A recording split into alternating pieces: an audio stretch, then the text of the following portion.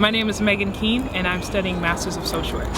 I went to Bangalore, India at the beginning of December for about 12 days. The School of Social Work in Bangalore hosted a conference on mental health, and it gave our students and our faculty an opportunity to share things that we had learned here in the United States. I thought, well, that sounds interesting, and so I just went for it. I've heard really good things about India and I knew it would be a great experience. India is an unforgettable place. There's just so much to see and experience there and to taste, and it's just one of those places that sort of draws you in immediately. What was most striking to me about the people of India was their sense of making people feel welcome. I was taught Southern hospitality, but they certainly put everything that I learned to shame. The students in particular went over and beyond to make sure that we were safe and that we knew how to get from place to place. They would take us out to lunch and to dinner, and just talking to them and getting to know them, laughing with them. They're just like us.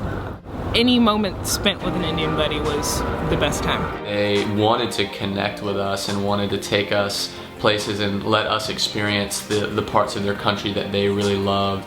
That was really what made the cultural experience amazing, I think. The Taj Mahal, that was just incredible. It's one of those sites that you hear a lot about, but when you go see it, it doesn't disappoint you.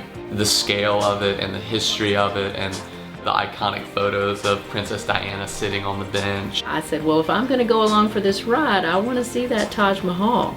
And so I took that in every way possible and took my shoes and socks off and went barefoot on that white marble, and it was really something to be a part of that for just a few minutes. A group of us also went to a city called Jaipur, which is the Red City.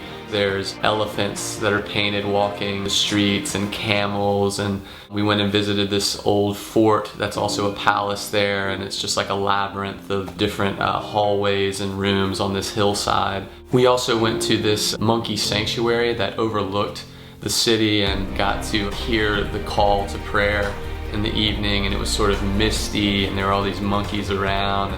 It's just an amazing place, the feeling of being in a place like India.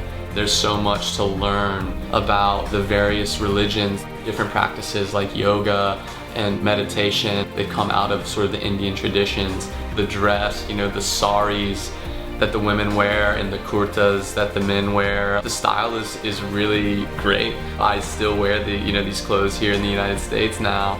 Another thing that impressed me was the food. The food is extremely spicy. A big part of the culture is sharing meals together, eating with your hands. I feel like India is a place that it really makes your senses come alive. I would encourage anyone to make that trip. Go with the flow. It's good for people to be flexible in their experiences, which will help expand their own beliefs and make you more confident in what you believe in yourself and your values. So I think studying abroad will just propel you towards that.